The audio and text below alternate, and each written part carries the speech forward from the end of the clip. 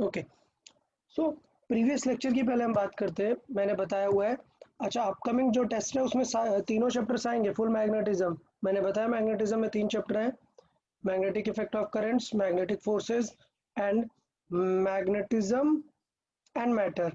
Magnetism and matter मैं बहुत अच्छे से एक्सप्लेन कर चुका हूँ कि बेसिकली मैग्नेटिक मटेरियल के बारे में बातें होने वाली हैं इस चैप्टर में। सबसे पहले इस चैप्टर में हमने बात की थी किसकी, सारे बार मैग्नेट की। ठीक है, कि एक बार मैग्नेट के लिए डिफरेंट डिफरेंट चीज़ें कैसे होती हैं, उनकी मैग्नेटिक फील्ड कैसे होती है, और बार मैग्नेट में बाकी सारा डिस्कशन हमने किया हुआ था। क्लियर। लेक्चर 2 में हमने अर्थ्स मैग्नेटिज्म के बारे में डिस्कस किया हुआ था, जिसमें हमने स्टार्टिंग की थी कहाँ से, एंगल ऑफ डिप। मतलब प्रीवियस चैप्टर में ही हमने थोड़ा सा डिटेल बता दी थी कि अर्थ्स मैग्नेटिज्म क्या है, और उससे थोड़ा सा रिलेटेड डिटेल डिस्कस कर ली थी। तो अर्थ मैग्नेटिज्म में किसी को कुछ डाउट? जो जो चीज़ें हमने डिस्कस की, हमने एंगल ऑफ डिक्लिनेशन डिस्कस किया। एंगल ऑफ डिक्लिनेशन को फिर मैंने ये इंपॉर्टेंट पॉइंट भी लिखा है कि क्या होता है एग्जैक्टली एंगल ऑफ डिक्लिनेशन। उसके बाद एंगल ऑफ इंक्लिनेशन, उसमें डिप और डिप साइकिल मैंने एक ऐड किया था नोट्स में। किसी ने ध्यान दिया था? मैंने ये फिगर ऐड किया, किसी ने नोट्स ओपन की थी? हाँ सर। ओके, सो ये जो मैंने यहाँ पे फिगर बनाया था, मैंने उसका एक रियल फिगर भी यहाँ पे ऐड किया, आपको क्लियर दिखे कि एग्जैक्टली कैसा है। बाय द वे इस फिगर से समझ आ गया था ना कि एग्जैक्टली क्या है वो डिप साइकिल और कैसे उसमें रीडिंग्स है। फिर हमने ट्रू डिप और एपरेंट डिप इन सब की बातें की थी, और बाकी सारी वैल्यूज़ को डिस्कशन किया था। फिर हमने कुछ बेसिक क्वेश्चंस का डिस्कशन किया हुआ था, कैसे सॉल्व कर सकते हैं, और कुछ स्पेशल पॉइंट्स याद रखने के लिए भी बोला था। सबको याद है ये दोनों चीज़ें? आइसोगोनिक, गोनिक वर्ड यूज होता है किसके लिए? डिक्लिनेशन के लिए। और क्लिनिक वर्ड यूज होता है किनके लिए? इंक्लिनेशन के लिए और डिप एंगल के लिए। डन। तो अर्थ मैग्नेटिज्म हमारा प्रीवियस लेक्चर में कंप्लीट हुआ था। अर्थ मैग्नेटिज्म में किसी को डाउट है तो बता दो अभी।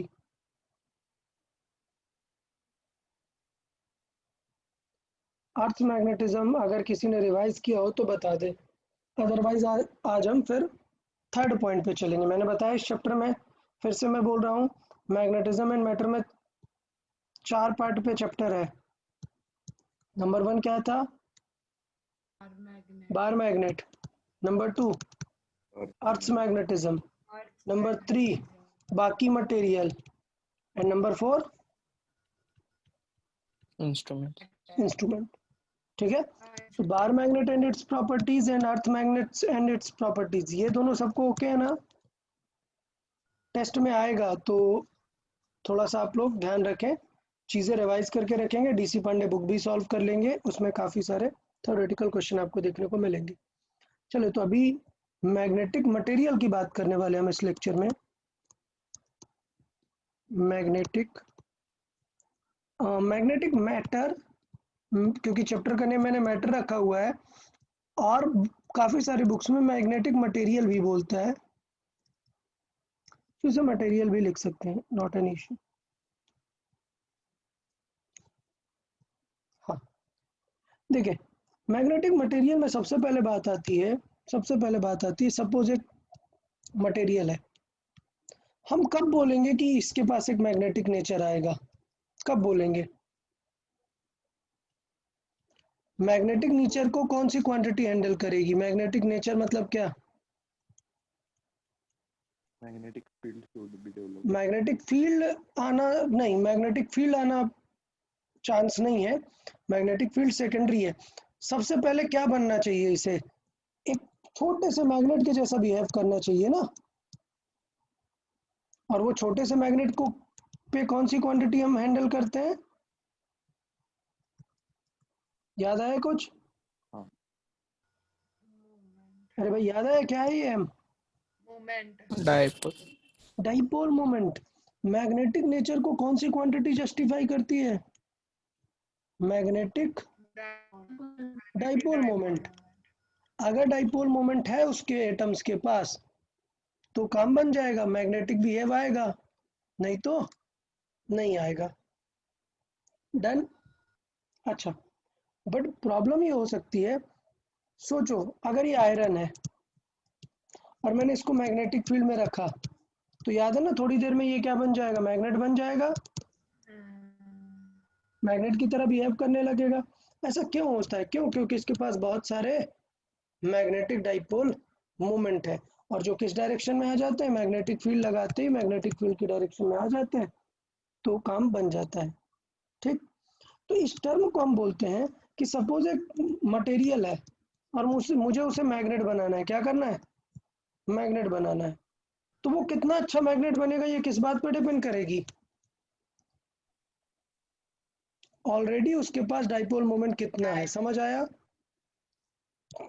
तो मैग्नेटिक मटेरियल कितना ज्यादा अच्छा मैग्नेट बनेगा ये किस बात पर डिपेंड करता है? Dipole moment. हमें ये चैप्टर, ये जो टॉपिक है, ये स्टडी करने से पहले कुछ टर्म्स हमें सीखने होंगे, तो वो टर्म्स में मार्क करना स्टार्ट करता हूँ। फर्स्ट टर्म है, is called intensity of magnetization.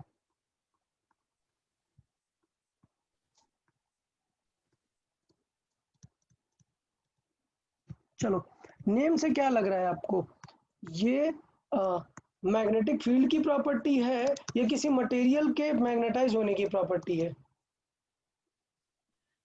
Material. Material के मैग्नेटाइज होने की प्रॉपर्टी है ना। इंटेंसिटी ऑफ मैग्नेटिज्म नहीं पूछा, मैग्नेटाइजेशन, कितना मैग्नेटाइज हो सकता है, ये समझ आया? इंटेंसिटी ऑफ मैग्नेटाइजेशन किस चीज को बताती है? कि कितनी जल्दी ये मैग्नेटाइज हो सकता है, how easily it can be magnetised. समझ आया क्या?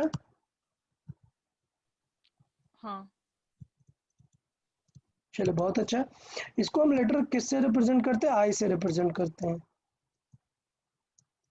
और अच्छी बात है ये एक वेक्टर क्वांटिटी है।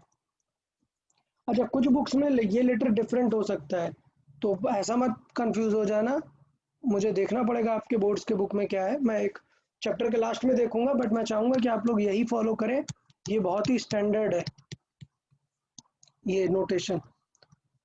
मे भी आपके बुक में कुछ और होगा, तो वो हम लेक्चर के एंड पे डिस्कस कर लेंगे। अब देखो यार, इसमें मैग्नेटिक मोमेंट होगा, बट जरूरी थोड़े ना है कि वो सब सीधे ही हो, ऐसे रैंडम भी तो हो सकते हैं ना। आप समझ रहे हो मैं क्या कह रहा हूं? कि ये जो मैग्नेटिक मोमेंट है, ये एरो क्या बता रहा है? Magnetic dipole moment. डन। तो उसके पास किसी भी तरफ हो, मैटर पता है क्या करेगा, कि इसके एक वॉल्यूम में, ये एक वॉल्यूम है, कितना ज्यादा मैग्नेटिक डाइपोल मोमेंट है, यही तो बताएगा ना कि वो कितनी अच्छे से मैग्नेटाइज होगा। समझ आया क्या? इस मटेरियल के एक वॉल्यूम में कितना ज्यादा डाइपोल मोमेंट है, यही तो हमें बताएगा कि मैग्नेटाइज कितना होगा। डन। सबको बात ये समझ में आई? तो number one, it is related to material,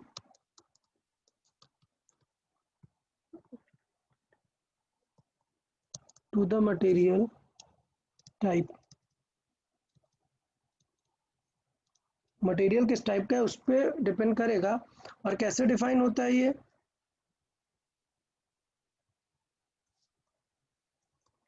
it is defined as the magnetic dipole strength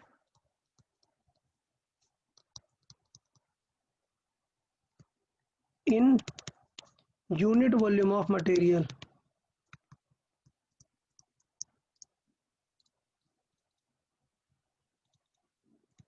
समझ आया क्या सबको? किसी को कोई डाउट आई फाइंड करने में? आई सबको समझ आया? ये क्या है? एक मैग्नेटिक डाइपोल मोमेंट जो कि किस पे डिपेंड करेगा? उसके वॉल्यूम पे।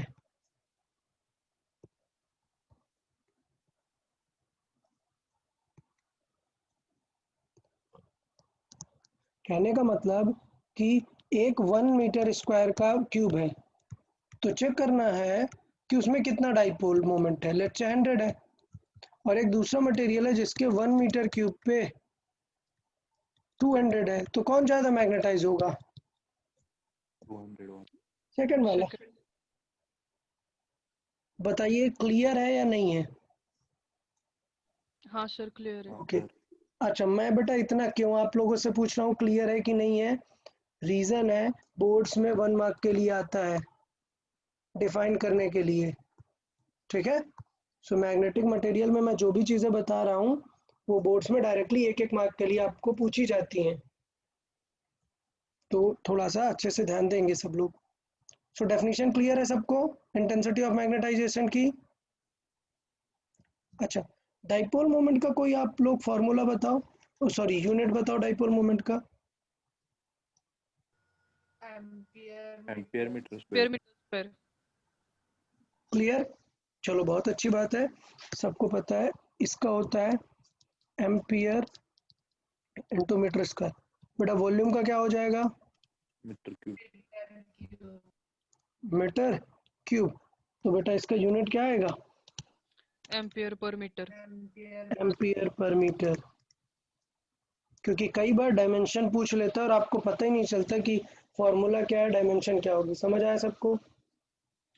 चले, तो इसका मतलब ये है कि अगर आपको निकालना है कि किसी मटेरियल की कितनी मैग्नेटिक फील्ड हो सकती है, अगर आपको निकालना है क्या कि किसी मटेरियल की मैग्नेटिक फील्ड कितनी हो सकती है, बी ऑफ मटेरियल, तो पता है किसकी हेल्प लेंगे? म्यू नॉट इंटू आई। डन। तो इस फॉर्मूले को भी याद रखना है कि यूज क्या है। पर कई बार पूछता है कि magnetic field of that material, जिसका हमें डाइपोल मोमेंट और वॉल्यूम वगैरह पता है, तो समझ आया कैसे निकाल सकते हैं? म्यू नॉट इनटू आई करके। क्लियर? तो ये दो फॉर्मूले आपको याद रखने, किससे रिलेटेड? Intensity of magnetization. चलो दूसरा टर्म पढ़ते हैं, इंटेंसिटी ऑफ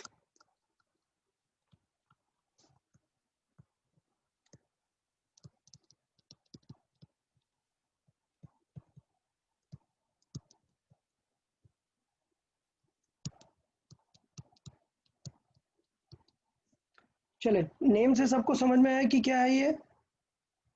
इसके नेम से समझ में आया था कि ये मटेरियल की प्रॉपर्टी है। इसके नेम से क्या समझ में आ रहा है, ये किसकी प्रॉपर्टी है? नहीं, एक्सटर्नल, एक्सटर्नल मैग्नेटिक फील्ड की। वो मैग्नेटाइज करेगी ना दूसरे मटेरियल को। अरे भाई ये मटेरियल है, मैंने मैग्नेटिक फील्ड में रखा, कितना मैग्नेटाइज होगा ये इसके किस पे डिपेंड करेगा? आई पे। बट सोचो एक्सटर्नल वाला ही पावरफुल नहीं है तो ये कहाँ मैग्नेटाइज हो पाएगा? तो ये किसकी है? ये एक्सटर्नल फील्ड का रिलेशन बताती है। कौन? एच। समझ आया क्या है ये?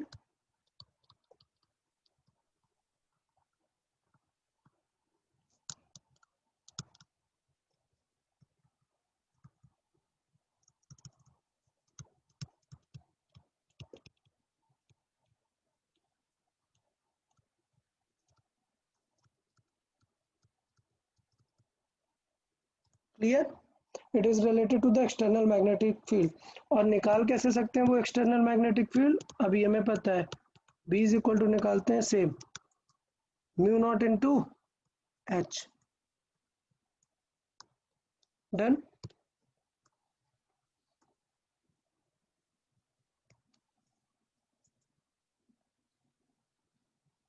अच्छा, ये म्यू नॉट से मतलब क्या है? म्यू नॉट मतलब क्या है? ये परमिटिविटी ऑफ क्या है? फ्री स्पेस है। इसको क्या बोलते हैं? Permeability of, Vacuum. या ऑफ फ्री स्पेस।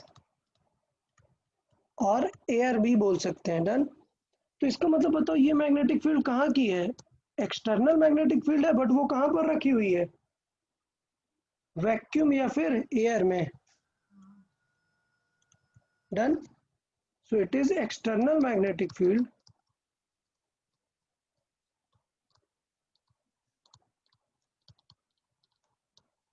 बट कहाँ पर? इन वैक्यूम और एयर। समझ आया कि ये एक्सटर्नल फील्ड है, बट कहाँ की? वैक्यूम या एयर में, क्योंकि म्यू नॉट हम यूज कर रहे हैं। डन। ओके, थर्ड पॉइंट है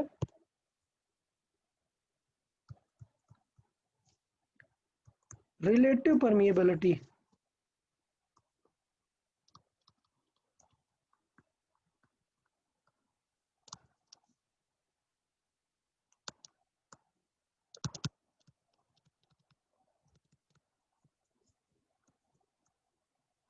म्यू आर से रिप्रेजेंट करते हैं। आप जानते ही होंगे रिलेटिव परमिएबिलिटी का मीनिंग क्या हो जाएगा। म्यू आर मतलब क्या हो जाएगा? Mu of that material with respect to Vacuum. Mu Air. Naught. समझ आया सबको? रिलेटिव तो हम जानते हैं ना, ये म्यू क्या है? Inside any material upon mu naught क्या है? In vacuum. ठीक है। अच्छा, अगर मैं इस म्यू की बात करूं, किसी मटेरियल के लिए मुझे ये म्यू चाहिए, तो हम इंटेंसिटी ऑफ फील्ड से लिख सकते हैं ना इसको। मतलब म्यू आर को लिख सकते हैं, म्यू नॉट को क्या लिख सकते हैं? B over H. ठीक है। और एयर पर क्या लिख सकते हैं? B naught over H. मतलब इसको बी नॉट कर लेते हैं, बेटर रहेगा। ये क्या है? एक्सटर्नल मैग्नेटिक फील्ड जो एयर या वैक्यूम में है। तो इस तरीके से हम दोनों म्यू नॉट को लिख सकते हैं, बी बाई एच करके। ठीक। यहाँ से देखें तो एच एच कैंसिल आउट हो जाएगा। मतलब अगर आपको कभी कंपेयर करना है कि म्यू और क्या होता है, तो आप किसे कंपेयर करेंगे? मैग्नेटिक फील्ड को। समझ आया क्या? हाँ सर। हाँ ओके, गुड। तो ये दो चीजें याद रखनी है कि ये बहुत रेयर जरूरत पड़ेगी। मतलब डायरेक्टली म्यू नहीं देगा आपको, क्या देगा? मैग्नेटिक फील्ड देगा। उससे हम रिलेटिव परमेबिलिटी निकाल सकते हैं। ओके। अच्छा, ये बताओ म्यू आर की वैल्यू क्या होगी? लेस देन 1 हो सकती है क्या? नहीं सर. बताएं। लेस नहीं देन 1 हो सकती है क्या म्यू आर की वैल्यू? Okay.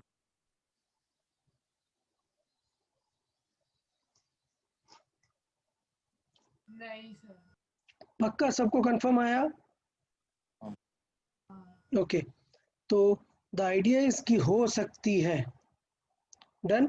हम आगे देखेंगे कि कब कैसे हो सकती है, तो टेंशन नहीं लेना है। अभी हम आगे बताएंगे कि किन मटेरियल के लिए म्यू आर 1 से कम हो सकता है और क्यों होगा, वो सब रीजन हम आगे देखेंगे। तो इसलिए मैंने बताया कि यहाँ से कोई भी कंक्लूजन नहीं निकालेंगे अभी हम आगे आपको एक्सप्लेन करेंगे कि mu r different different material के लिए कैसा हो सकता है।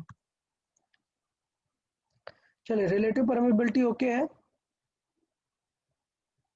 नेक्स्ट है हाँ। Magnetic susceptibility.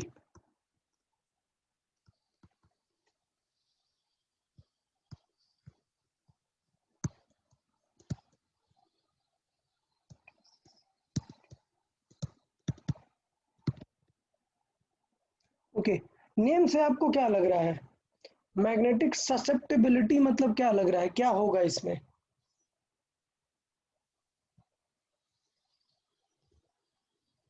कोई बताए। मैग्नेटिक ससेप्टेबिलिटी मतलब क्या होगा क्या इसमें? देखो सिचुएशन क्या है, एक मटेरियल है, हम उसे फील्ड में क्या कर रहे हैं? मैग्नेटाइज कर रहे हैं। डन। तो ये क्या बन जा रहा है? ये मैग्नेट बनने का ट्राई करेगा। हाँ बट ऐसा भी तो हो सकता है कि यार इसकी पावर ही इतनी नहीं है। सोचो, एक अजीब ऐसा मटेरियल है जिसका पावर ही नहीं है इतना कि वो मैग्नेट बहुत अच्छा बन पाए। वो चीज क्या है?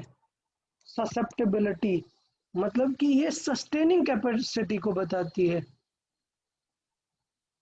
समझ आया कि अगर वो अच्छा मैग्नेट बन पाएगा तो वो मैग्नेटिक फील्ड में मतलब होल्ड कर पाएगा। अगर नॉर्मल कोई मटेरियल होगा तो ब्रेक हो जाएगा ना मैग्नेटिक फील्ड में, उसके जितने भी मोमेंट होंगे। सोचो ये भी है, इसकी मतलब पूरी एक आर्मी है, 100 पर मतलब 100 है इसके पास, और ये अंदर जो मैग्नेटाइज होने वाले हैं वो 20 है।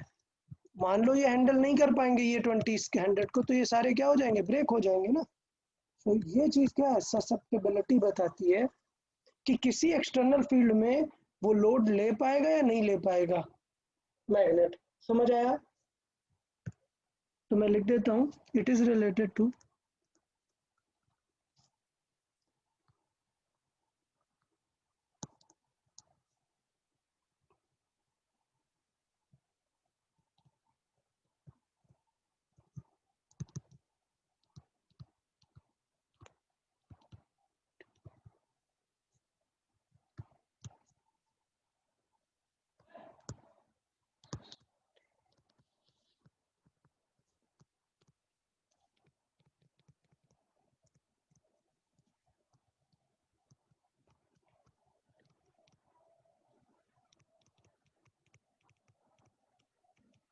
डन।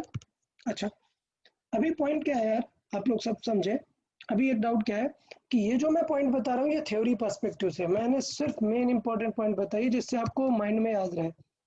बोर्ड्स में जब हम लिखते हैं तो काफी सारी चीजें लिखते हैं, तो मैं चाहता हूँ कि जब आप लोग बोर्ड्स का देखेंगे।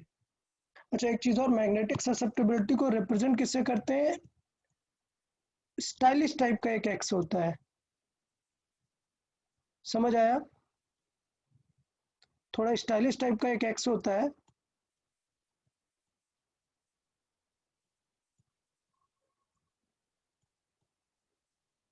ठीक है, आप नॉर्मल एक्स थोड़ा सा बना सकते हैं एक्सटेंडेड, इस टाइप का। हो ही नहीं रहा, हाँ ठीक है, छोड़े। इसे क्या बोलते हैं इस लेटर को, ये जो थोड़ा सा स्टाइलिश टाइप का एक्स है, इसको बोलते हैं काय। इसका नेम क्या है? काय। चाय नहीं पढ़ना इसे, क्या लिखा हुआ है? काय। डन। अच्छा, ये डिफाइन कैसे होता है? जैसे मैंने बताया, it is ability to sustain. अच्छा, सस्टेन मतलब किस बात पे डिपेंड करेगा? अगर उसका आई ज्यादा होगा तो सस्टेन होगा या नहीं? हाँ। आई मोर मतलब काय मोर। हाँ। सोचो अगर आपने मैग्नेटिक फील्ड बहुत बढ़ा दी तो काई सस्टेन कर पाएगा क्या? नहीं ना, काय कम नहीं। होता जाएगा ना अगर बहुत पावरफुल मैग्नेटिक फील्ड आप लगाते जाओगे। सो इनडायरेक्टली मैं बताऊं, काय क्या होता है? काय होता है आई ओवर एच। समझ आया? काय किसका रेशियो होता है? आई ओवर एच का। डन। किसी को कोई डाउट इसमें? मैग्नेटिक ससेप्टेबिलिटी एक नया चीज है और बहुत अच्छा है, इंपॉर्टेंट है ये बहुत।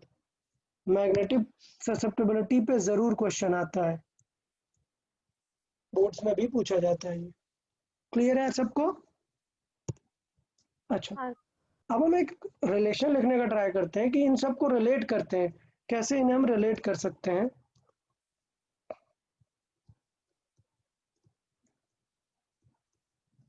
रिलेशन इन काय एंड म्यू आर, इन दोनों में रिलेशन क्या होगा वो हम डिस्कस कर सकते हैं। देखें तो बड़ी सिंपल सी बात है, अगर मैं एक मटेरियल को ले लेता हूँ यहाँ पर, ये एक मटेरियल है और इसे हमने एक्सटर्नल फील्ड में रख दिया, ये समझ आया सबको? तो इसका मतलब ये हो गया कि इनसाइड मटेरियल होगा क्या, ये एक फील्ड हो गई, ये है let's say B naught, air में मटेरियल की फील्ड हो गई। अब इस एयर की वजह से इस मैग्नेट के मतलब इस मटेरियल के अंदर क्या आ जाने वाली है, खुद की मैग्नेटिक फील्ड आ जाएगी। तो ये क्या है, इसकी किसकी मैग्नेटिक फील्ड है? ये मटेरियल की। डन। तो अंदर क्या क्या दिखेगा, अगर आप नेट में देखोगे तो आपको नेट में क्या क्या चीज दिखेगी आपको? एक तो बी नॉट दिखेगा नेट, और एक कौन दिखेगा? बी एम दिखेगा। तो ये दोनों को मिला के हम क्या बोल देते हैं? नेट। ये क्या हो जाता है? B net. समझ आया क्या सबको? तो इसका मतलब ये हुआ कि अगर मैं बी नेट की बात करूं, net magnetic field in any material, वो क्या हो जाएगी, एयर में मैग्नेटिक फील्ड कितनी थी और उस मटेरियल के अंदर कितनी थी। समझ आया? अच्छा, अब ये बी नेट मतलब क्या है, किसी जर्नल प्लेस पे मैग्नेटिक फील्ड है, तो उसको हम क्या लिख सकते हैं, म्यू इनटू एच। समझ आया? एयर में क्या लिख सकते हैं, mu naught into H, plus material के अंदर क्या लिख सकते हैं, म्यू नॉट इनटू आई। किसी को कोई डाउट? नहीं। अच्छा, अब हमें क्या चाहिए, म्यू आर चाहिए ना, तो बताओ क्या करना चाहिए मुझे इक्वेशन में, म्यू नॉट का डिवाइड। म्यू नॉट का डिवाइड कर देना चाहिए, तो ये क्या बन जाएगा। अच्छा, अब बताओ और क्या करना चाहिए जिससे इक्वेशन अच्छी दिखने लगे, एच का भी डिवाइड कर देना चाहिए ना, तो इसका हाँ। मतलब क्या हो जाएगा, एच का भी डिवाइड कर दें तो mu by mu naught is equal to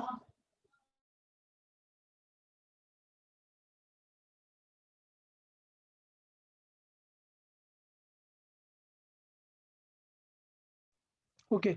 सो इसको हम क्या लिख सकते हैं, इसको mu r mu r. Mu r, ये क्या हो गया हमारा 1, प्लस और कुछ याद आ रहा है, आई बाई एच क्या है, का है।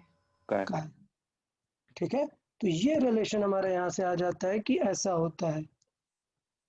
अब बताओ, अगर अगर किसी रीजन के वजह से काई नेगेटिव हो गया, तो म्यू आर क्या हो जाएगा, लेस देन 1। डन। तो मैं यहाँ पे ये सिनेरियो लिख देता हूँ, ये चीज कि ये पॉसिबिलिटी हो सकती है, इफ काय क्या होगा, नेगेटिव हो जाए, तो क्या हो जाएगा, mu r will be less than 1। समझ आया? अच्छा, लेस देन 1 है मतलब क्या, म्यू आर 0 से भी तो नीचे जा सकता है ना। अरे भाई, काय और ज्यादा नेगेटिव हो गया सोचो, तो ये क्या हो जाएगा, 0 से कम। अब जरा 0 से कम को फील करो कि म्यू आर तो था mu naught, sorry mu by mu not, दोनों ही चीजें क्या हैं, पॉजिटिव चीजें हैं, हाँ। परमिटिविटी नेगेटिव थोड़े ना हो सकती है, तो क्या बताओ ये चीज कभी 0 से नहीं नीचे जा सकती है क्या, नहीं। नहीं। तो इससे पता चलता है कि मैग्नेटिक ससेप्टेबिलिटी नेगेटिव तो हो सकती है, बट 1 से ज्यादा कभी भी नहीं हो सकती। तो ये चीज हम यहाँ पे लिखेंगे, ये रॉन्ग है हमारा, this is not possible. Okay, मतलब म्यू आर क्या हो सकता है, 0 से बड़ा रहेगा और कुछ भी वैल्यू ले सकता है। Done. So mu r can take any value which is greater than 0।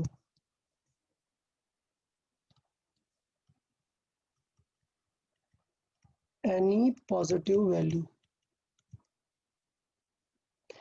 तो ये इसलिए समझाया मैंने आपको कि काय नेगेटिव तो हो सकता है, बट इतना नेगेटिव नहीं होगा कि म्यू आर नेगेटिव हो जाए, क्योंकि वो तो पॉसिबल ही नहीं है।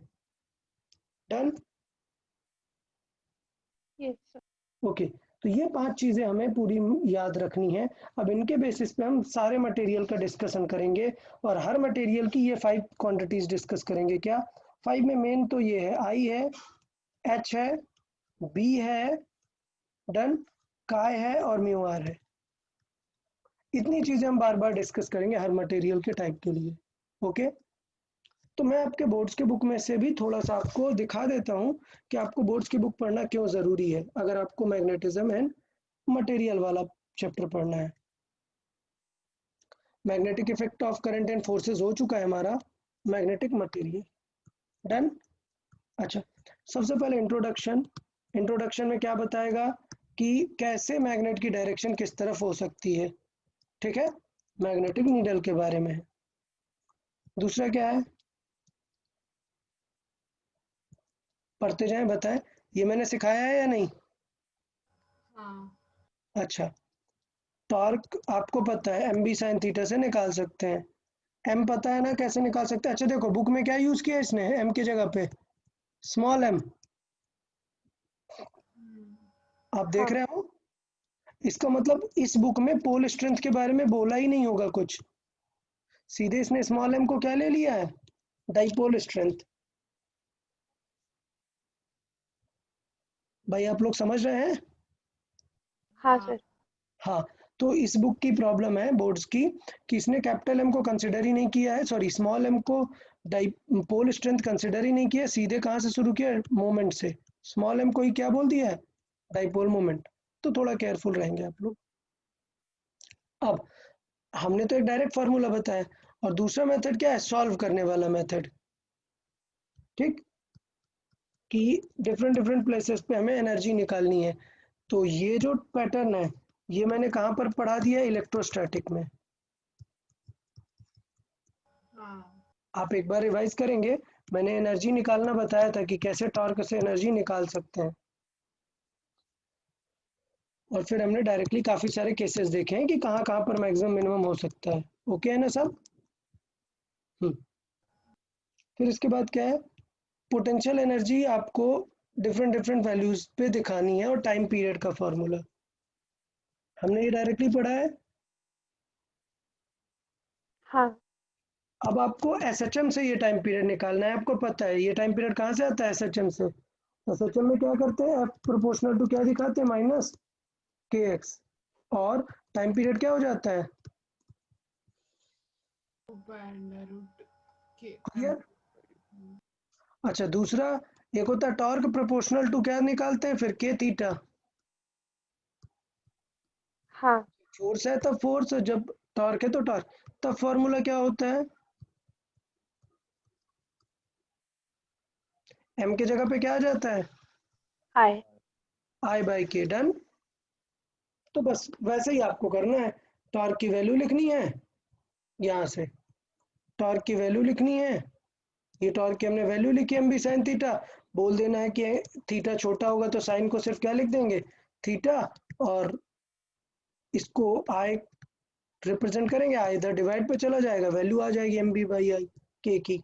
समझ आया? हाँ एसएचएम में हम ये चीजें पढ़ चुके हैं, बट आपको टेंशन नहीं लेना, जब हम बोर्ड्स का सिखाएंगे तो एक बार और रिवाइज करवा देंगे। मैं सिर्फ अभी दिखा रहा हूँ कि हमने चीजें कवर कर ली हैं। Done.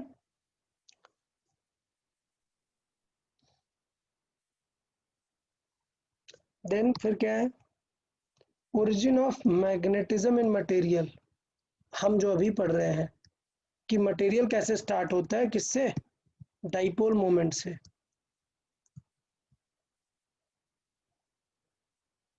Magnetic moment of revolving electron पढ़ चुके हैं हम, याद आ रहा है? हाँ ओके।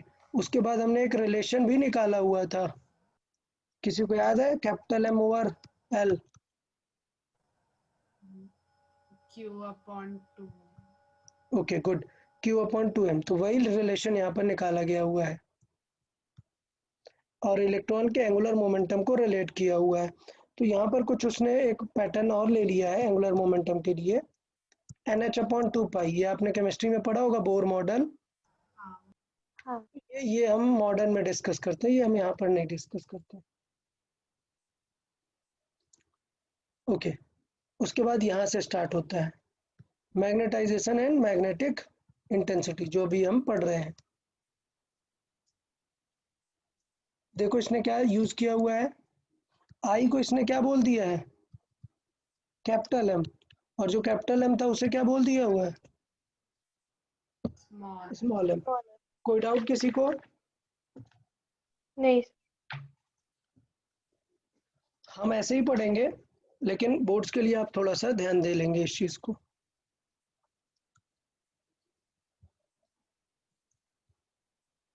फिर सारे फॉर्मूले हैं जो अभी हम एक्सप्लेन कर रहे थे, वो सब रिलेशन निकाल के सॉल्व करके, ये काई इज इक्वल टू हमने क्या पढ़ा है, आई बाय एच, जबकि इसने आई को क्या बोला हुआ है, एम। ठीक है, तो कंफ्यूज मत होना कि फॉर्मूला गलत हो गया, सेम चीज है। आप एक बार रीड कर लोगे तुरंत समझ में आ जाएगा सारी चीजें। और फिर ये फॉर्मूला हमने डिराइव कर लिया, कहा गया ये है। ठीक है, इसने लिखा नहीं है, म्यू बाई म्यू नॉट क्या बन जाएगा, म्यू आर बन जाएगा। डन, ये ओके है सब। काय इज कॉल्ड मैग्नेटिक ससेप्टेबिलिटी, इसने नहीं बनाया, इसने सिंपल एक्स बना दिया, एक्चुअल में काय थोड़ा स्टाइलिश एक्स होता है। चले कोई बात नहीं। तो यहां तक सबको समझ में आया यार अभी? हाँ जो सर। 5 एलिमेंट्स हमने पढ़े हुए हैं वो सब समझ में आ गए। अब इसके बाद हमें मटेरियल की कैटेगरी पढ़नी है। डन, कि किस किस मटेरियल में काय कैसा होता है। तो देखो आपके बुक में पूरी टेबल दे दी है, दिख रहा है काय नेगेटिव, दिख रहा है इस टेबल में काय नेगेटिव, हाँ बट वैल्यूज देखो सब नेगेटिव पावर में है, कितनी छोटी वैल्यूज हैं। डन, 1 से हाँ काफी छोटी होती है ये वैल्यू। तो डायमैग्नेटिक हम पढ़ेंगे, फिर ये लिखा हुआ है पैरामैग्नेटिक सब्सटेंस, ये हम पढ़ेंगे। अच्छा, किसी को याद है कि हमने ऑलरेडी डायमैग्नेटिक और पैरामैग्नेटिक ऐसे वर्ड यूज कर चुके हैं हम, कहाँ पर?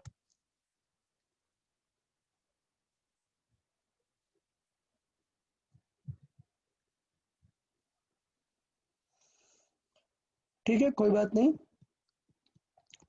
जब हम कैपेसिटर पढ़ रहे थे, डाई इलेक्ट्रिक रख रहे थे, वहां पर थोड़ा सा मैंने एक्सप्लेन किया हुआ था, जब डाई इलेक्ट्रिक के टाइप बता रहा था तब मैंने बोला था कि ऐसे मैग्नेटिक मटेरियल के भी टाइप्स होते हैं। कोई बात नहीं, चले। तो नेक्स्ट हमें पढ़ना है मैग्नेटिक प्रॉपर्टीज ऑफ मटेरियल, और उस प्रॉपर्टीज में डिफरेंट डिफरेंट मटेरियल होते हैं, जैसे डायमैग्नेटिज्म, ये सारा मैं भी एक्सप्लेन करने वाला हूँ आपको। और ये काई की जो वैल्यूज हैं, डिफरेंट मटेरियल के लिए कैसे कैसे वैल्यूज हो सकती हैं। फिर ये मटेरियल का टाइप और सारी चीज़ें, ये सारा कुछ अभी हम स्टडी करने वाले हैं। फिर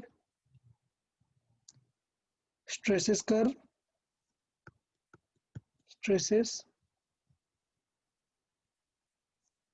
परमानेंट मैग्नेट, मैग्नेटिक शील्डिंग, और चैप्टर खत्म। अरे, अर्थ मैग्नेटिज्म है ही नहीं, एक मिनट। ठीक है, अर्थ मैग्नेटिज्म बोर्ड्स में नहीं है शायद आपके, कोई बात नहीं। मे भी एक बार प्रीवियस चैप्टर में तो दिखा नहीं, हमें देखना पड़ेगा कहीं प्रीवियस चैप्टर में नहीं रख दिया हो इसमें, इनका कुछ भरोसा नहीं है।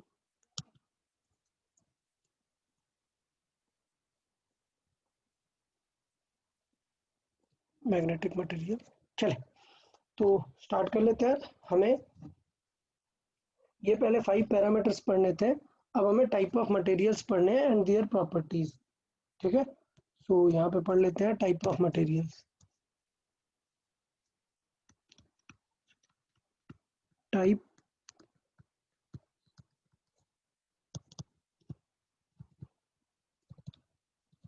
अच्छा, ये जो टाइप्स ऑफ मटेरियल है, ये हमें मतलब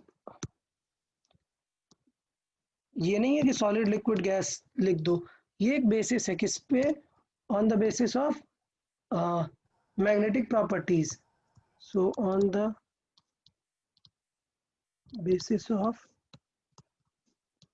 magnetic properties,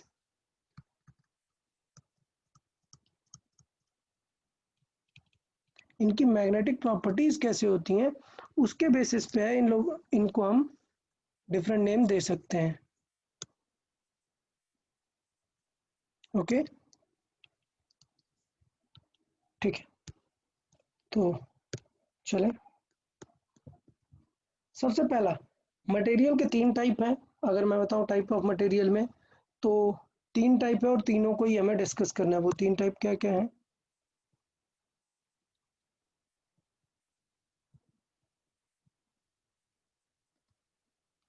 नंबर 1, पहला डायमैग्नेटिक मटेरियल,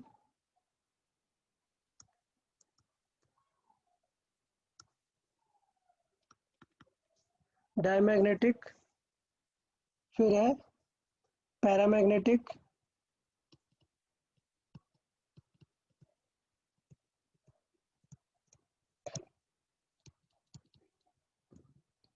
और थर्ड आप लोगों ने सुना ही होगा, केमिस्ट्री में रहते ही हैं, बताए थर्ड क्या है?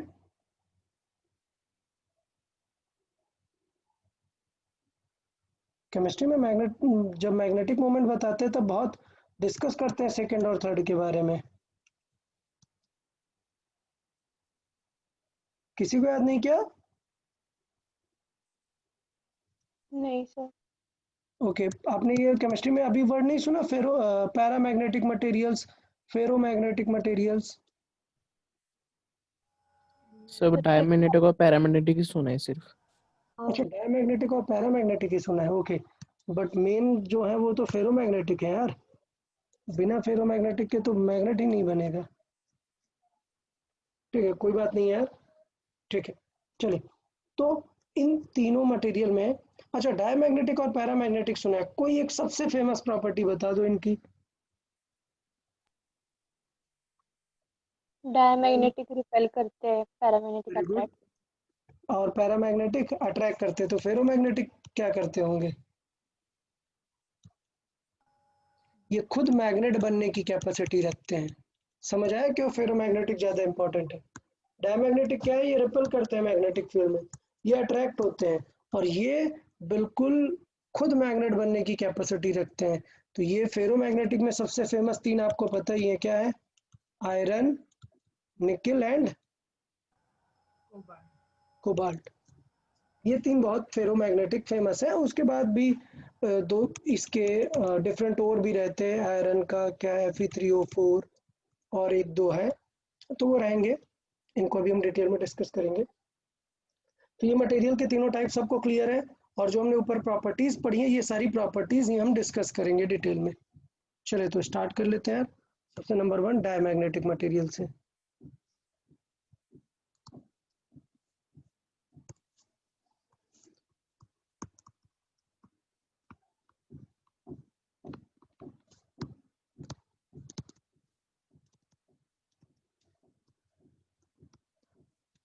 नंबर 1, पहले डायमैग्नेटिक मटेरियल में जब बात डिस्कस करते हैं, तो ये बताओ कि इनके पास मैग्नेटिज्म होता, मतलब डाइपोल मोमेंट होता होगा या नहीं? पहला गेस।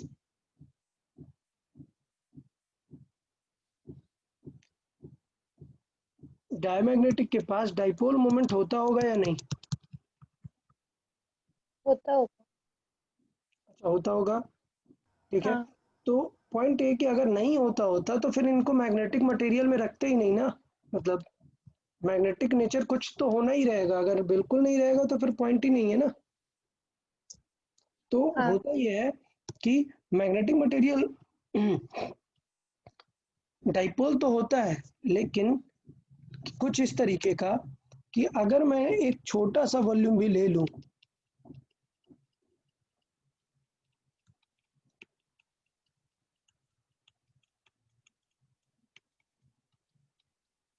ठीक है, अगर मैं यहाँ पर आपको सिर्फ ये बताना चाह रहा हूं कि even in a small volume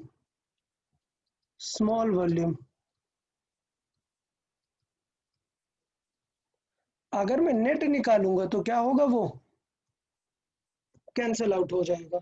समझ आया? तो हाँ। डायमैग्नेटिक मटेरियल की प्रॉपर्टीज क्या है कि अगर मैं इसके एटम की बात करूंगा तो डाइपोल मोमेंट रहेगा कि नहीं रहेगा? रहेगा। Clear? So it's molecules will have positive dipole moment. Clear?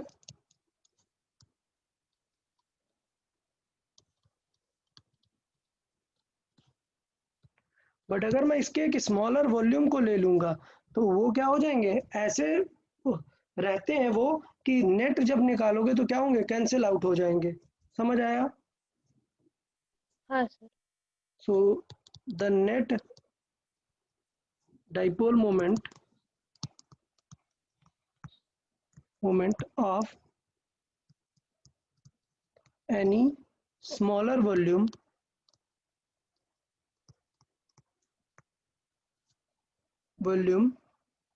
is nearly zero.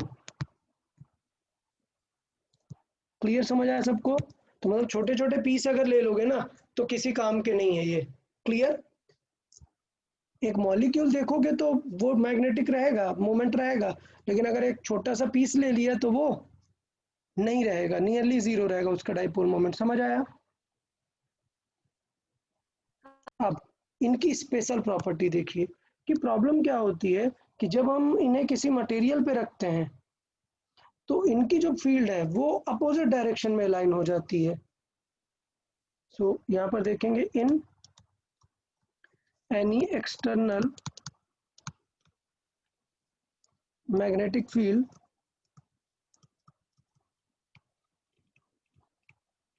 their dipole moment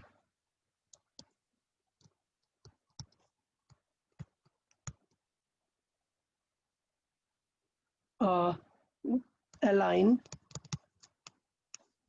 opposite to the magnetic field.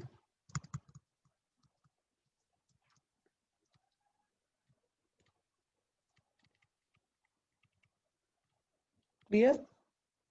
So that's why these material fields are repulsion in any external field.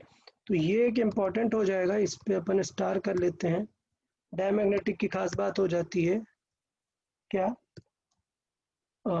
That's why these materials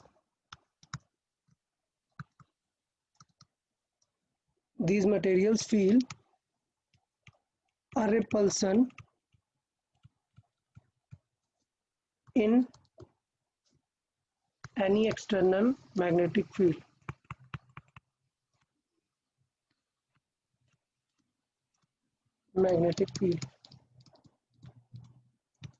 clear? अच्छा, अभी point ये है कि क्या अगर हम इनका बनाए मैग्नेटिक मतलब बनाए मटेरियल को, तो सपोज ये एक मटेरियल था, और मैंने आपको बताया कि स्मॉल वॉल्यूम का, छोटे छोटे वॉल्यूम का अगर हम चेक करेंगे तो जो मैग्नेटिक मोमेंट आने वाला है वो कैंसिल आउट हो जाने वाला है। तो जैसे मैंने बताया कि कोई छोटा छोटा वॉल्यूम का देखेंगे तो कुछ डाउन है, कुछ अप होंगे, सारा कुछ क्या होंगे, कैंसिल आउट हो जाएंगे। लेकिन अगर मैं इन्हें रख दूं किसमें, एक एक्सटर्नल मैग्नेटिक फील्ड में रख दूं, डन, तो क्या सिचुएशन होगी, ये रिपल्सन टाइप की चीजें क्रिएट करने लग जाएंगे। इसका मतलब अगर मैंने इसे मैग्नेटिक फील्ड में रखा, एक्सटर्नल मैग्नेटिक फील्ड में रखा, तो जो मैग्नेटिक फील्ड अंदर से जा रही है वो ठीक है, लेकिन जो लगभग बाहर से जा रही है वो उसको रिपेल कर देगा। समझ आया? एकदम इस तरीके से। और इसकी खुद की मैग्नेटिक फील्ड अब किस डायरेक्शन में लाइन होगी, अपोजिट डायरेक्शन में, इसलिए ये रिपल्सन फील करता है। तो इसका ये जो बी एम है वो खुद अपोजिट डायरेक्शन में लाइन होने वाला है। डन? और ये हमारा बी नॉट है। तो अगर हम बी नेट देखेंगे कि मटेरियल के अंदर नेट कितना दिखेगा, तो बी नेट कितना हो जाएगा यार, B naught minus B M होगा ना। हाँ अच्छा, लेकिन हमें पहले याद है कि यार ओवरऑल तो ऐड होना है, तो हम इसको इस तरीके से लिख देते हैं। क्लियर? कि ये जो बी एम है इनसाइड का वो नेगेटिव डायरेक्शन में है। ओके, तो एट द एंड मैं बोलूँ तो बी नेट हमारा जो आएगा वो दिखेगा कैसे, B naught minus B M जैसा दिखेगा। बट मैंने अलग से लिखा है कि बी एम नेगेटिव हो गया है, और बी एम नेगेटिव होगा तो आपको कुछ याद है, एक रिलेशन था ससेप्टेबिलिटी के बारे में, क्या, mu r is equal to क्या था, 1 प्लस काय। तो ये वो मटेरियल है जिनका काय क्या होता है, नेगेटिव होता है। Clear? So these materials have negative susceptibility.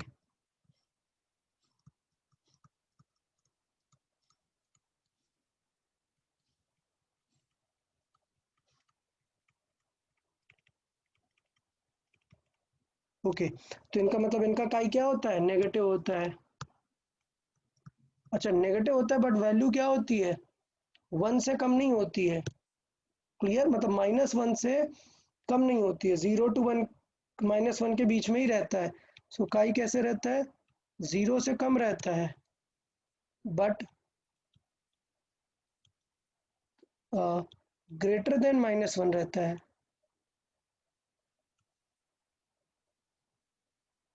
Sorry, 0 से less but greater than -1। Done. हाँ नियरली इनके लिए रेंज कितनी होती है? 10⁻⁻4 के लिए रेंज होती है। तो मैं यहाँ पर लिखूंगा नियरली -10⁻4 इस रेंज में होता है।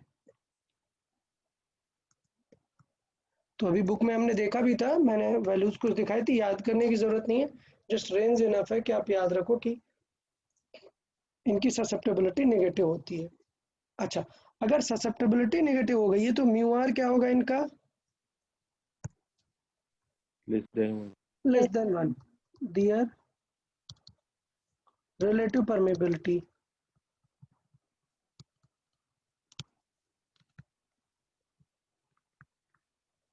परमेबिलिटी देखे क्या हो जाएगी?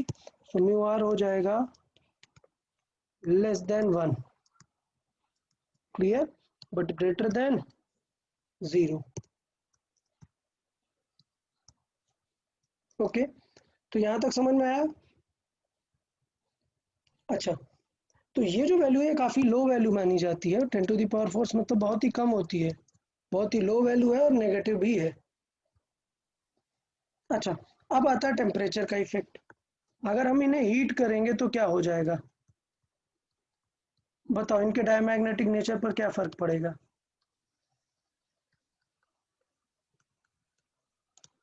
बड़ी सिंपल सी बात है, अगर मैग्नेटिक होता तो मैग्नेटिक नेचर क्या होने लग जाता? डाउन। बड़ी सिंपल सी बात है ना, टेम्परेचर अगर इंक्रीज करोगे तो मैग्नेटिक नेचर उसका डाउन हो जाएगा, लेकिन बिकॉज ऑलरेडी मैग्नेट है ही नहीं, इसका एक छोटा सा भी वॉल्यूम लो तो नेट मैग्नेटिज्म 0 है, तो इसका इफेक्ट ऑफ टेम्परेचर क्या होगा? कुछ भी नहीं होगा। मतलब अगर हम इसके काय की बात करें, जो ससेप्टेबिलिटी है वो बिल्कुल भी नहीं बदलती, तो ये पूछा जाता है कि देयर ससेप्टेबिलिटी रिमेन्स कांस्टेंट। ये चीज आप लोग याद रखेंगे, और ये अलग अलग पूछी जाती हैं, ये जो मैं जितनी डिटेल दे रहा हूँ ये सब पूछी जाती है। तो इनका काय कैसा रहता है? कांस्टेंट रहता है। कोई डाउट किसी को? नहीं सर।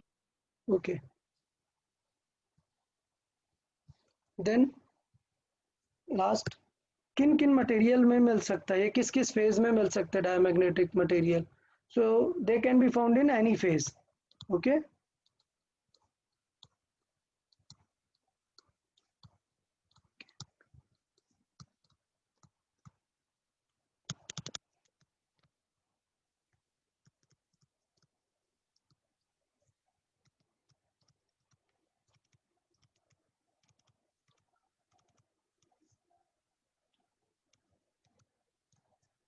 क्लियर? तो किसी भी फेज में हो सकता है, सॉलिड, लिक्विड, गैस। तो इनके कुछ एग्जाम्पल हैं, फेमस एग्जाम्पल्स, और कुछ आपको नेम्स याद रखने, क्योंकि एग्जाम में आपको अलग अलग पूछ लेता है, स्पेशली जो नीट वाले स्टूडेंट हैं वो भी इसको थोड़ा सा ध्यान देंगे। क्या कि नेम्स अलग अलग आपसे पूछ लेता है, तो कुछ फेमस नेम आपको याद रखने होंगे। सॉलिड में बात करें तो दो बहुत ही फेमस सॉलिड हैं, AgCu। Cu बहुत फेमस है, कॉपर और सिल्वर। डन। इवन मतलब गोल्ड भी, Au भी। तो ये हो गए अपने सॉलिड वाले। लिक्विड में कौन है?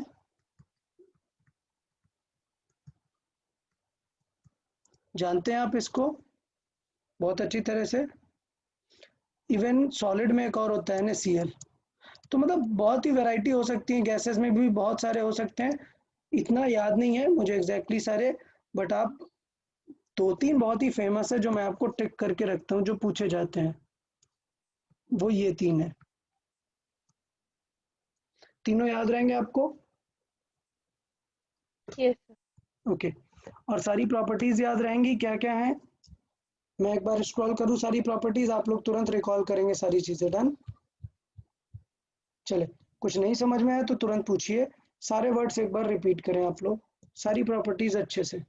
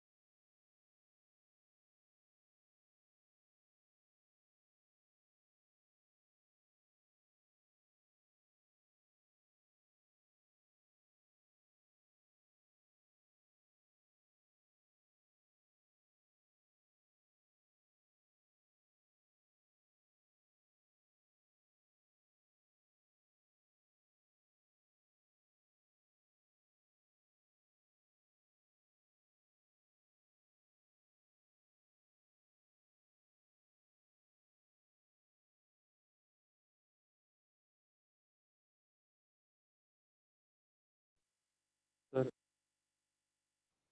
Hello sir. हाँ, हाँ सर, इफेक्ट ऑफ टेम्परेचर में टेम्परेचर इंक्रीज करते समय वो क्या कांस्टेंट रहता है, वो रीजन एक फिर बार एक्सप्लेन करिए। ओके। नहीं, एक्चुअली पॉइंट क्या है कि ये जस्ट एक्सपेरिमेंटल वैल्यू है। मतलब कि हमें देखा हुआ है मटेरियल में कि डायमैग्नेटिक मटेरियल का काय चेंज नहीं होता है, ऑलरेडी इतना लो होता है, आप टेम्परेचर इंक्रीज करें तो उसमें कुछ इफेक्ट नहीं पड़ता है। ठीक है, तो वो जस्ट उस मटेरियल का प्रॉपर्टीज है कि उन पे कोई इफेक्ट नहीं पड़ता है। हमें सिर्फ यही याद रखना है कि रिजल्ट क्या है। ओके। सर हाँ सर। ओके, नेक्स्ट देखते हैं। नेक्स्ट क्या हो गया हमारा, पैरामैग्नेटिक मटेरियल। सो डायमैग्नेटिक ओके है सबको। अब पैरामैग्नेटिक तुरंत हो जाएगा, बस आपको कंपेयर करते रहना है डायमैग्नेटिक से।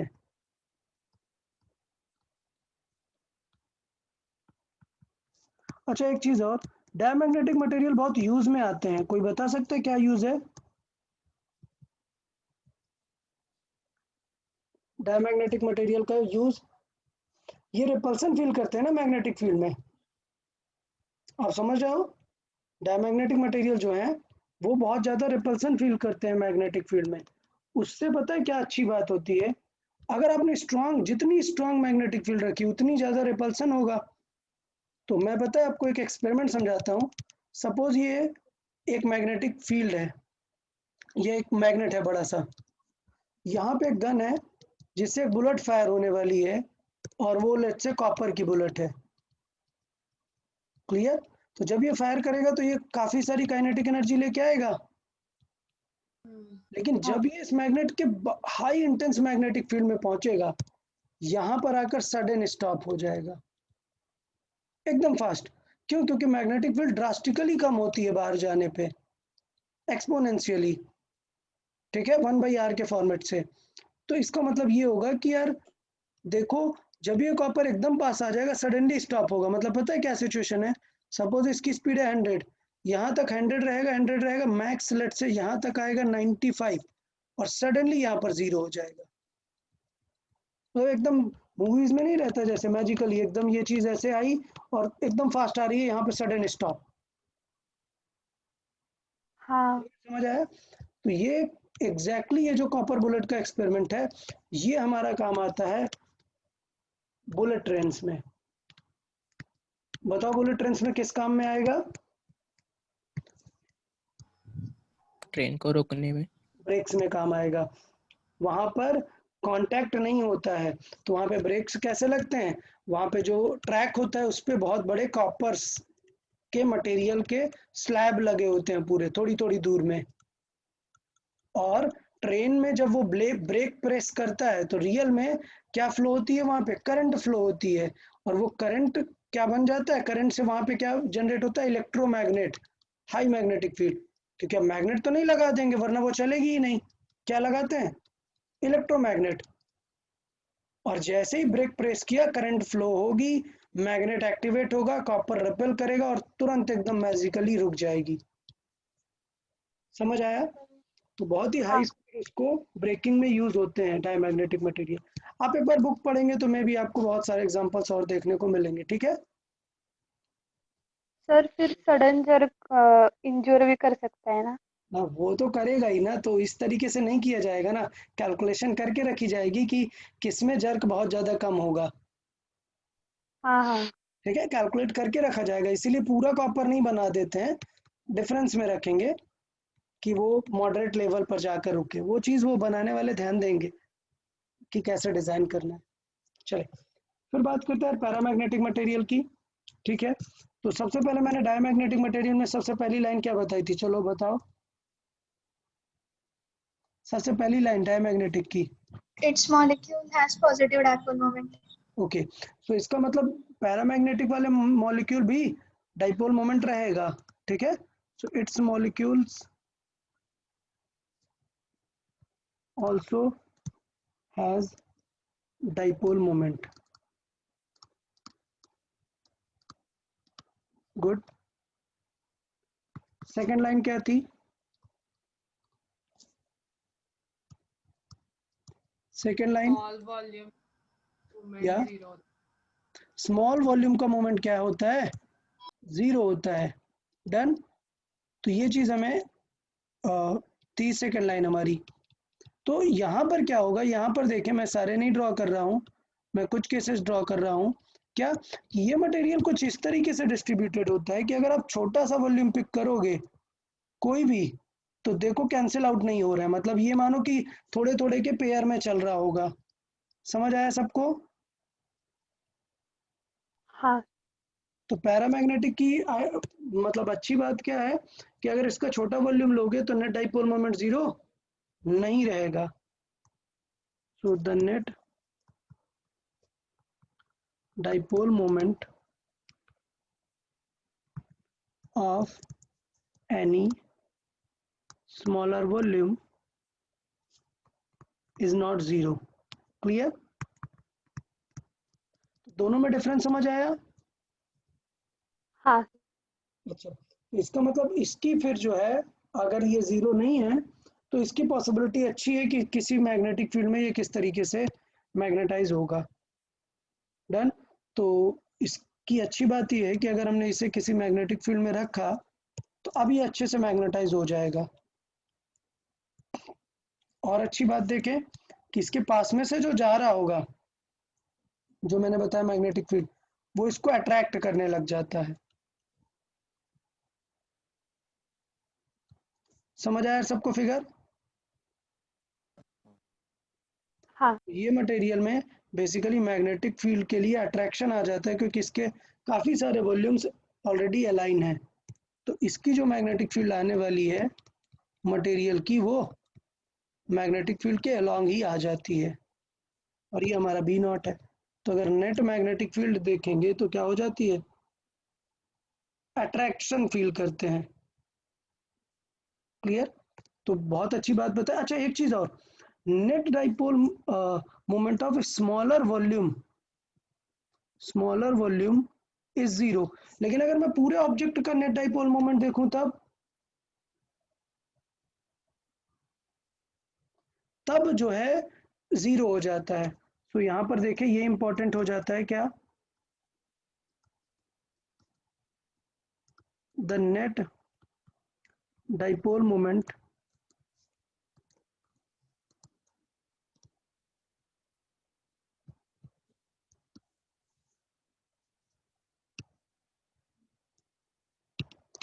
so the net dipole moment of a large volume is 0 or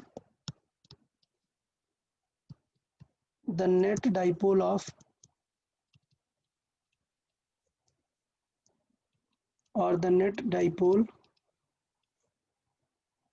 moment of an object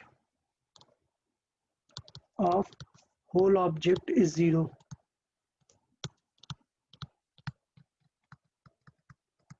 समझ आया मैं यहाँ पर क्या एक्सप्लेन करना चाह रहा हूँ, क्या डिफरेंस है दोनों में? समझ आया सबको क्या डिफरेंस है? कि पहले वाले के छोटे से वॉल्यूम में ही 0 था, तो पूरे का तो फिर 0 आएगा ही आएगा ना। लेकिन अब देखो मैंने सबकी एरो सेम डायरेक्शन में नहीं रखी, इसके छोटे छोटे डिफरेंट वॉल्यूम देखोगे तो एरोस क्या है, डिफरेंट है। इसका मतलब जब इसका टोटल नेट डाइपोल मोमेंट निकालोगे एम नेट, क्या आंसर आएगा? 0। 0। तो इसका मतलब ये है कि अगर ये रखा रहेगा तो ये ऐसे मैग्नेट, मतलब मैग्नेट जैसा बिहेव नहीं करने लगेगा कि अट्रैक्ट हो जाएगा। किसमें अट्रैक्ट होगा? जब हम मैग्नेटिक फील्ड डालेंगे वहां पर एक। समझ आया? तो अगर अकेले रखा हुआ है एक ये पैरामैग्नेटिक मटेरियल, तो फिर कुछ मैग्नेटिक नेचर शो नहीं करेगा। क्यों? क्योंकि नेट क्या है उसका? 0। बट अगर हम उसे मैग्नेटिक फील्ड में रख देंगे तो वो जरूर मैग्नेटाइज हो जाएगा। डन? यस। ओके, सो लिख देते हैं। अगर एक्सटर्नल में इन एक्सटर्नल मैग्नेटिक फील्ड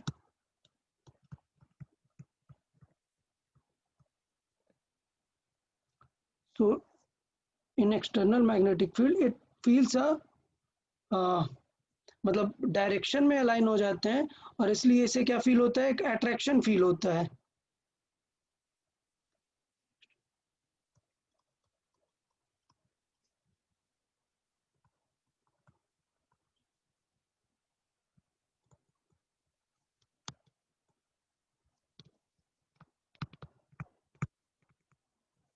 ओके, बहुत ज्यादा नहीं, स्लाइटली अट्रैक्टेड होते हैं मैग्नेटिक फील्ड में, और इसकी मैग्नेटिक फील्ड बढ़ भी जाती है। तो वो हमने अभी देखा ही कि बी क्या हो जाएगी, बी नेट जो होगा वो होगा B naught plus B M.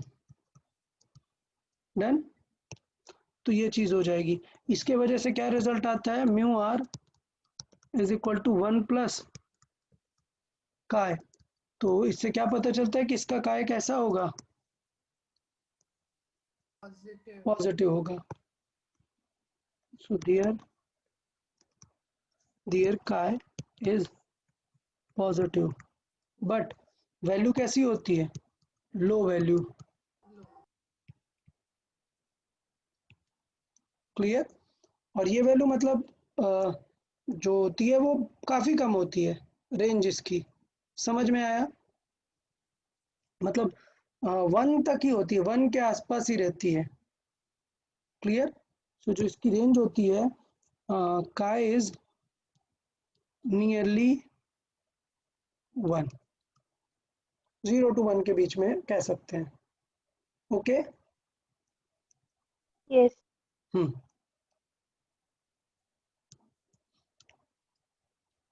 अब काय पॉजिटिव है तो म्यू आर क्या हो जाएगा?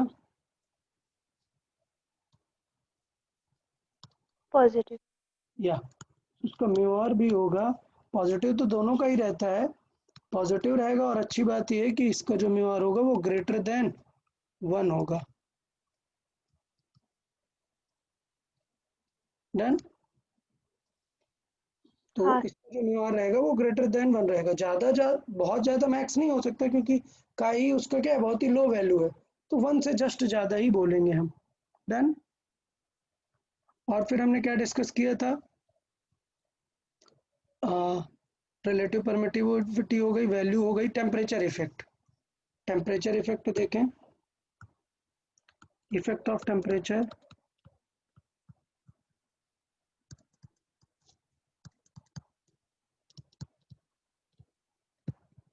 तो इफेक्ट ऑफ टेम्परेचर जो है वो क्या होता है कि ये जो काय की वैल्यू है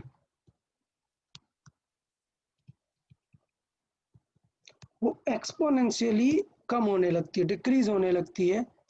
तो कुछ इस तरीके से डिक्रीज होती है काय की वैल्यू। समझ आया सबको?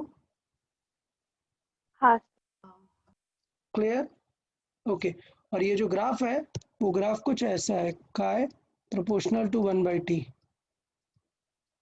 डन। डायमैग्नेटिक के लिए काय कैसा रहता है टेम्परेचर पे? कांस्टेंट। यहाँ पे हमें ये रिलेशन देखने को मिलेगा। फिर मटेरियल कैसा हो सकता है? Can be found in all 3 phases।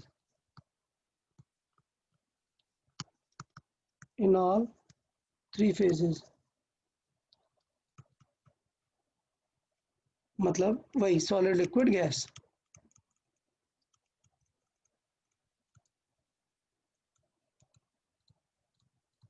इसके एग्जांपल भी आपको याद रखने हैं थोड़े। पैरामैग्नेटिक मटेरियल के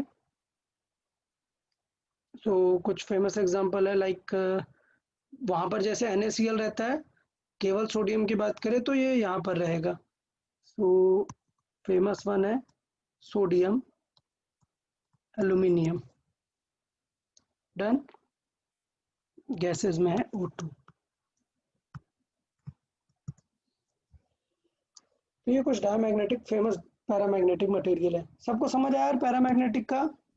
कोई दिक्कत किसी को? पूरे स्टेप समझ आए? अच्छे से डिटेल में लिख सकते हो ना एग्जाम में, बोर्ड्स में? डाउट था ओके ठीक। हाँ क्या सर, एक डाउट था पूछिए। सर। वो मैग्नेटिक में हम एक्सटर्नल मैग्नेटिक हाँ यूज करते हैं ना, हाँ उसमें मटेरियल में मैग्नेटिक फील्ड आती है, तो वो BM हम वो डायमैग्नेटिक है पैरामैग्नेटिक कैसे डिसाइड करते हैं? वो डिसाइड नहीं करते। अगर हम देखते हैं कि अगर जो नेट अंदर भी फील हो रहा है, सपोज हमने 20 दी और हमें अंदर जाके फील हो रही है 15, तो इसका मतलब कैसा मटेरियल है?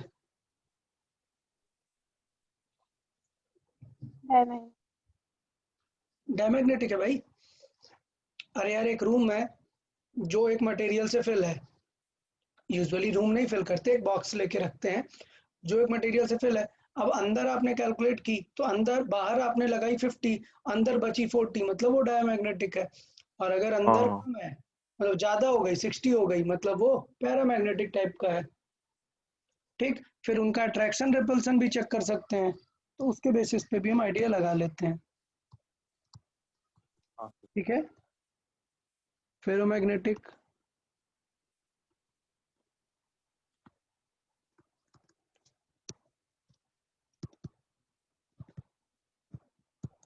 Ferromagnetic materials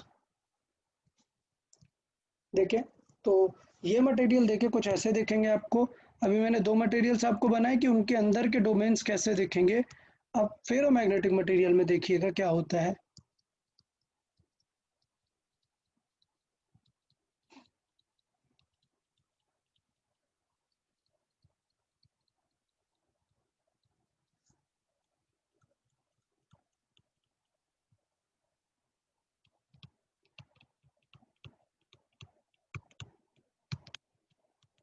okay. अब आपको एक चीज देखने को मिलेगी।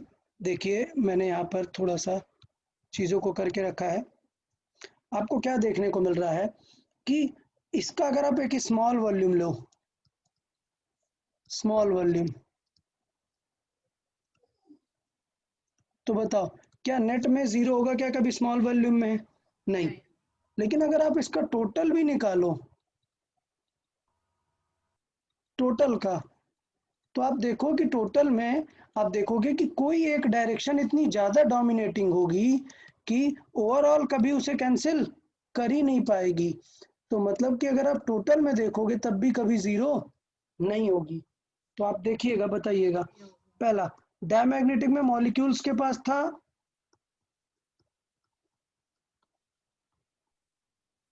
हाँ हाँ okay, so its molecules have dipole moment।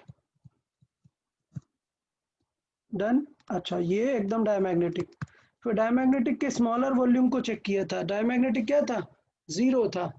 But paramagnetic zero नहीं था, तो ये भी जीरो नहीं रहेगा। Dipole moment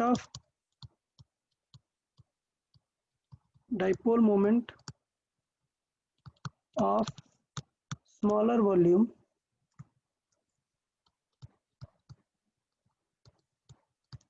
is not zero. Clear? जबकि डायमैग्नेटिक में क्या था, जीरो था, पैरामैग्नेटिक में नहीं था। अब अगर लार्जर वॉल्यूम की बात करें,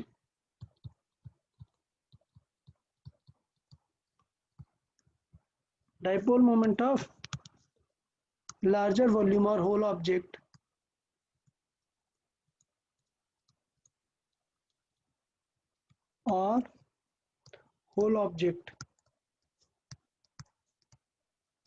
is not zero. Clear? समझ आया सबको? अब तीनों में रिलेशन समझ में आया? हाँ पक्का सबको अच्छे से एक्सप्लेन कर देंगे ना?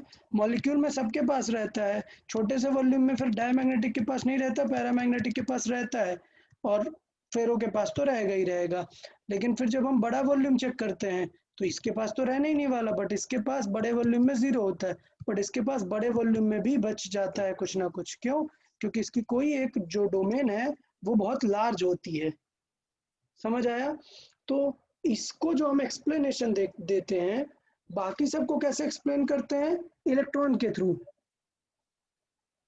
स्पिन ऑफ इलेक्ट्रॉन की इलेक्ट्रॉन कैसे हैं, वो डाइपोल मोमेंट देंगे कि नहीं। केमिस्ट्री में आप देखते हैं ना, अनपेयर्ड इलेक्ट्रॉन होंगे तो डाइपोल मोमेंट आएगा, बट इसमें सिर्फ अनपेयर्ड इलेक्ट्रॉन से काम नहीं बनेगा। इसको हम समझाते हैं किससे? डोमेन से। किसकी एक बड़ी डोमेन में ज्यादा अमाउंट में रहता है। तो मैं थोड़ा सा ये चीजें लिख देता हूँ यहाँ पर, यहाँ पर स्पेस रहेगा। It is explained based on this. Electron का जो मोमेंट है उस थ्योरी पे डिपेंडेंट होता है। क्या चीज होगा, यहाँ लास्ट पे ही स्पेस है, यहीं पे लिख देते हैं। This nature is explained, this nature is explained on the basis of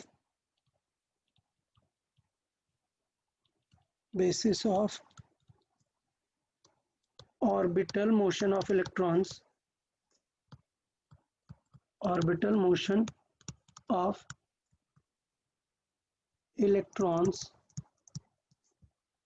and their spin। याद है ना, स्पिन से दो मैग्नेटिक क्वांटम नंबर निकालते हैं। हाँ हाँ so orbital motion of electrons and their ये स्पिन।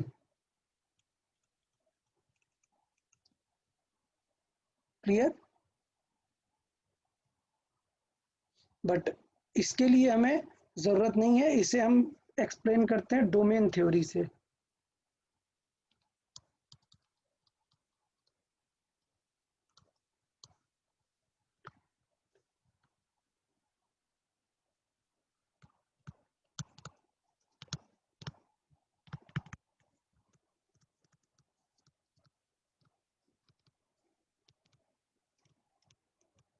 अच्छा, अगर मैं आपसे क्वेश्चन पूछूं व्हाट इज डोमेन थ्योरी, बताइए।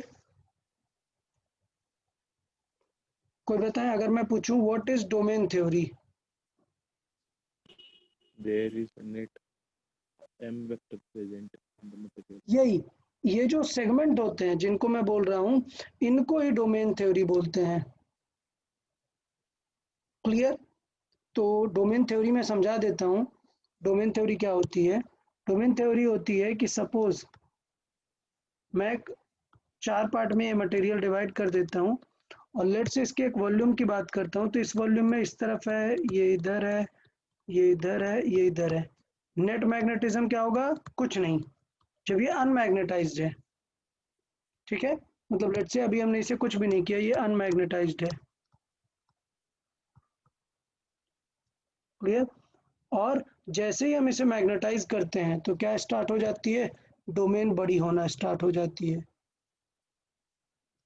तो मान लो हम इसे मैग्नेटाइज कर रहे हैं इस तरफ, लेट्स से इसे मैग्नेटाइज कर रहे हैं इस तरफ बी,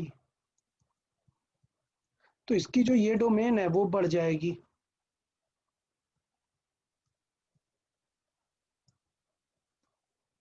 डन, समझ आया? हाँ। तो इसलिए इसका नेट मैग्नेटिज्म जो है कुछ ना कुछ यहाँ पर आ जाता है। तो मुझे लग रहा है अभी एक्सप्लेन कर लोगे ना डोमेन थ्योरी, ये फिगर बना दोगे काफी हो जाता है। Okay, so this are domain generation और ग्रोइंग। तो ये डोमेन जो है बड़ी हो जाती है इस तरीके से और नेट मैग्नेटिज्म फील हो जाता है। क्लियर सबको? सर हाँ, सर तो पैरामैग्नेटिक मटेरियल्स और फेरोमैग्नेटिक मटेरियल्स के प्रॉपर्टीज सेम है ना, तो मतलब वो पैरामैग्नेटिक मटेरियल्स कभी कभी डेविएशन दिखाएंगे मतलब फेरोमैग्नेटिक मटेरियल्स जैसा, ऐसा हो सकता है क्या? हाँ बिल्कुल हो सकता है। नेक्स्ट हम देखेंगे कि टेम्परेचर इन चीज़ों को हैंडल करेगा थोड़ा सा। क्यों? क्योंकि ये वाली प्रॉपर्टी दोनों में ऑलमोस्ट सेम है, बट ये है कि डायमैग्नेटिक पे ये जो डोमेन बन जाती है, मतलब एक लार्जर वॉल्यूम को हम क्या बोलते हैं? डोमेन।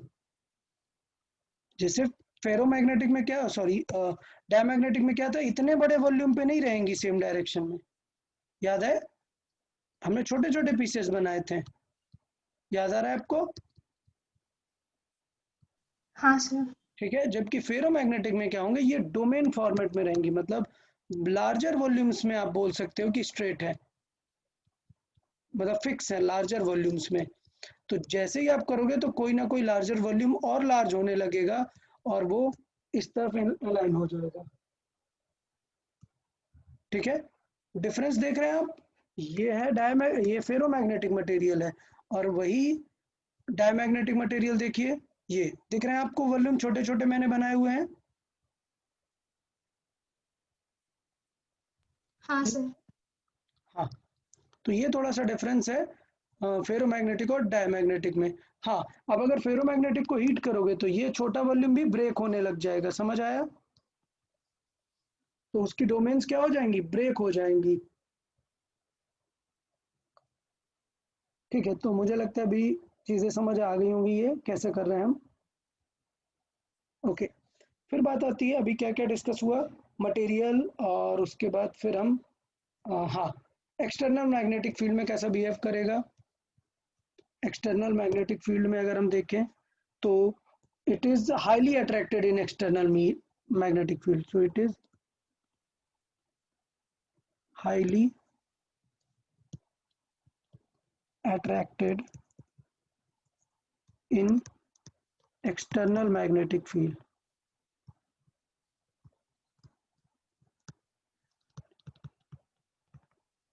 डन। सो मतलब हाईली अट्रैक्टेड का मतलब अगर मैं ये मटेरियल बनाऊंगा और यहाँ पर मैग्नेटिक फील्ड देखें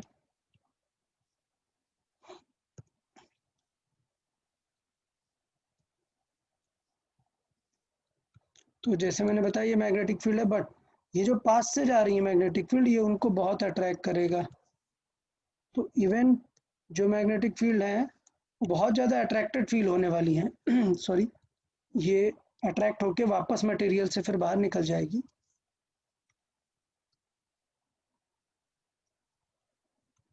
ठीक है, तो इस फॉर्मेट में इसे हम कर सकते हैं, और जो इवन बाहर से भी जा रही है उसको भी अट्रैक्ट करेगा। तो बस आपको ये समझना है कि अट्रैक्शन लेवल जो है वो डायमैग्नेटिक से काफ़ी ज़्यादा रहेगा। ओके, तो ये इनका बी एम हो गया और ये अपना बी नॉट हो गया। तो अगर इसकी बात करें मटेरियल की तो बहुत ही स्ट्रेट है, बी नेट कितना हो जाएगा? B naught plus B M, और इसका जो मटेरियल है उसका बी एम ही काफ़ी ज़्यादा है। मतलब अगर हम इनका mu r plus one plus chi देखें तो इनका जो काय होगा वो पॉजिटिव होगा और बहुत ज़्यादा होगा। डन। सो लिख लेते हैं डियर काय, काय it is positive and value is very high.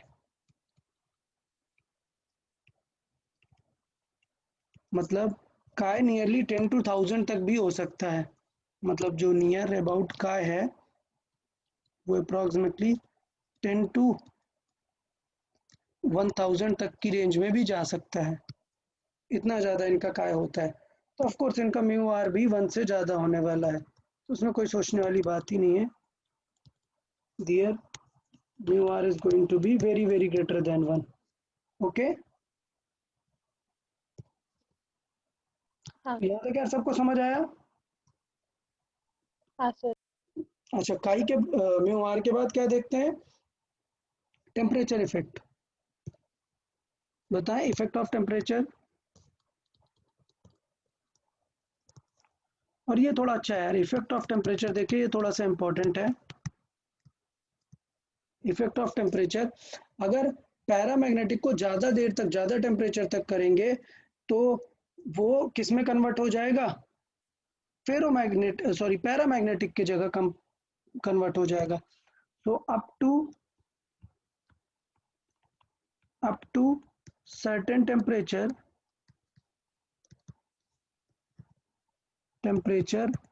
no effect, but after that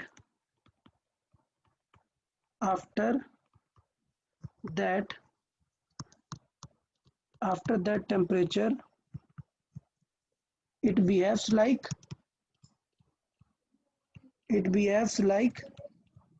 paramagnetic material. Okay, समझ आया यार सबको? यस। मटेरियल तो मतलब फेरोमैग्नेटिक क्या बन जाएगा? Paramagnetic material. इसका मतलब काय कैसा दिखने लगेगा उनका? प्रोपोर्शनल टू 1/t टाइप का। और ये जो स्पेशल टेम्परेचर की हम बात करें ना, after that temperature, clear? After that temperature, this temperature has a specific name. This temperature is known as, so this particular temperature is known as Curie temperature। Curie temperature, आप जानते हैं Curie scientist name? सुना है किसी ने पहले? Marie Curie. हाँ, exactly, ठीक है। तो उन्हीं की रिसर्च थी कि पैरामैग्नेटिक मटेरियल्स, फेरोमैग्नेटिक मटेरियल्स कब पैरामैग्नेटिक की तरह बिहेव करने लग जाते हैं। डन। तो क्यूरीज लॉ भी यहाँ पे पूछ लिया जाता है कि क्या होता है एग्जैक्टली। तो क्यूरीज लॉ की अगर हम बात करें for magnetism, curies law it is just simple कि काय प्रोपोर्शनल टू क्या हो जाता है? 1/t, मतलब c/t हो जाता है, ठीक। और c/t डैश बोल सकते हैं, c/t डैश, ठीक है, कि वो टेम्परेचर है जिस पर ये इफेक्ट होगा। और इस c को क्या बोलते हैं यहाँ पर? समझ गए? c क्या है? Curie constant. So it is Curie's constant. Okay, और अगर क्यूरी टेम्परेचर की बात करें तो इसे हम ये भी लिख सकते हैं, chi is equal to c/t minus TC, क्योंकि रियल में ये जो क्यूरी टेम्परेचर उसके बाद ये फॉर्मूला काम करेगा ना, क्यूरी टेम्परेचर से पहले तो ये फॉर्मूला काम ही नहीं करेगा। तो ये टेम्परेचर जो है ये बन जाता है हमारा Curie temperature.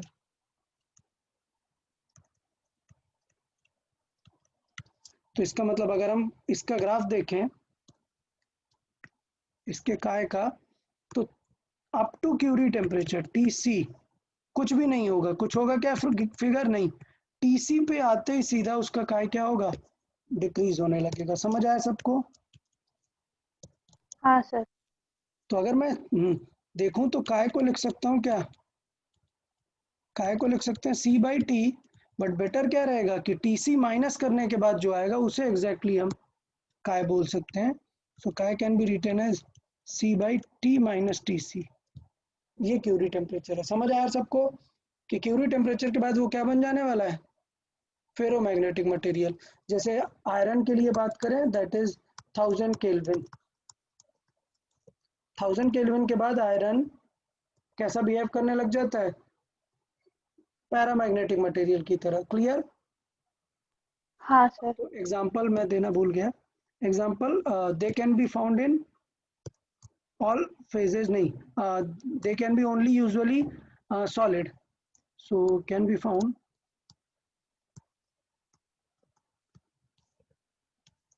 usually in solids। और वो examples they are iron, nickel, cobalt, कुछ आयरन के डिफरेंट हो। ठीक है सर, अभी सबको सारी चीजें समझ में आई और यहाँ तक मटेरियल की सारी प्रॉपर्टीज के बारे में? हाँ सर। ओके तो यार इतना काफ़ी है, ये आप लोग सब इन्हें थोड़ा सा याद करके रखेंगे ये चीज़ें। कल के लेक्चर में अभी थोड़ा सा भी हमें बाकी है, जैसे कि हमें देखना है कि इलेक्ट्रोमैग्नेट और ये सारी चीज़ें कैसे बनती हैं, वो सब देख के फिर हम कल इंस्ट्रूमेंट स्टार्ट करेंगे। ओके ओके टेस्ट में ये सारे क्वेश्चंस रहेंगे, इस पे भी थोड़े बहुत क्वेश्चंस रहेंगे, तो आप एक बार थ्योरी बुक में से ये क्वेश्चन सॉल्व कर लेंगे। स्पेशली डीसी पांडे में दिया हुआ है proper section wise, at least 20-30 question है, आप लोग एक बार प्रैक्टिस कर लें। Okay okay then bye bye everyone. Bye sir. या बाय बाय।